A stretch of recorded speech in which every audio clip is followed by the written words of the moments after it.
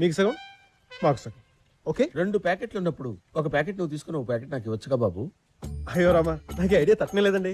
What an intelligent boy, so sweet. అసలు ఇలాంటి ఐడియాలు ఎలా వస్తాయండి మీకు? రే అభి, ప్రణవ్ గారు ఏమన్నారో విన్నావా? దరిద్రుడు కదండి, వస్తాయి. మాకు కొంచెం ప్రైవసీ కావాలి. నాకు ఐశ్వర్యరాయ్ కావాలి, కానీ కుదరదుగా. ఎక్కువగా గొడవ చేసావంటే ప్రణవ్ని పిలుస్తాను. ప్రణవ్ ఆ, మ్. ఆడ పెద్ద ఆర్నాల్డ్ ష్వార్జ్నెగర్, మరి ఆడొచ్చి మమ్మల్ని సేవ్ చేస్తా. అరే పొట్టగా దీన్ని ఇష్టం వచ్చినట్టు చేస్తాను. ఆ ప్రణవ్ గారు వచ్చి ఏం పీక్తాడో నేను చూస్తాను ఈ రోజు.